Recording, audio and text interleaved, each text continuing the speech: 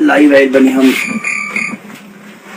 ऐसे कि बहुत सारा गाना भी रिलीज भइल बा हमारे ने, शायद करीब 15 से 20 लोग, 15 से 20 शायद, हाँ 15 से 20 गाने रिलीज हो गए बा।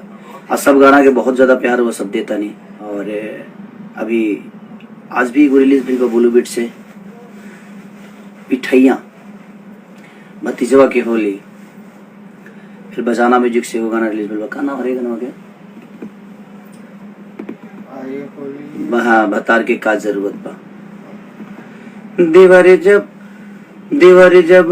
देवर जब खूबसूरत बा, भतार के का जरूरत बा।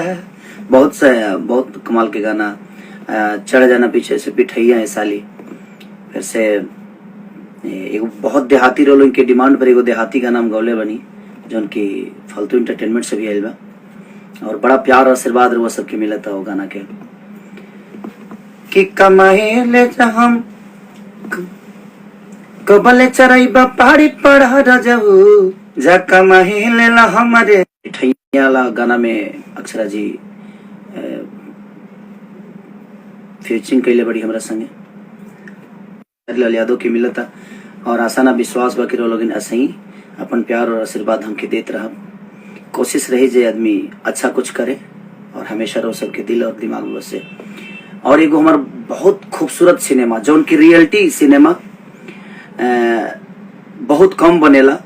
और प्राग पाटिल, अमरपाली दुबे जी और हम, और हमारे खूबसूरत प्रोड्यूसर प्रदीप शर्मा जी, जिनकी बहुत बढ़िया एगो सिनेमा बनोले बनी, जो हमके इलाहाबाद में शूट करनी जा।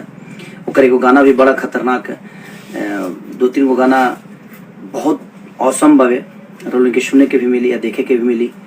जब उनकी मार्च में रिलीज होके वाला बा उस सिनेमा आशिकी। तो लोग ऐसा ही प्यार आशीर्वाद दिया, ऐसा नहीं फिल्म के लोग अगर प्यार और आशीर्वाद दिया तो शायद हर आदमी खूबसूरत सिनेमा बनाने की कोशिश करी। हमनी के कोशिशें करी ले जा, रोलिंग के प्यार आशीर्वाद मिलेला तो और थोड़ा सा मनोबल बढ़ेला। और हम चाह के सही प्यार और आशीर्वाद आजीवन बनाए रखी।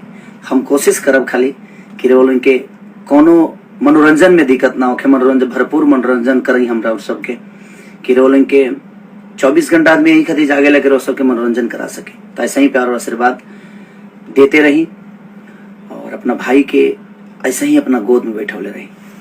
Love you all, thank you so much इतना सपोर्ट करने के लिए आप सब।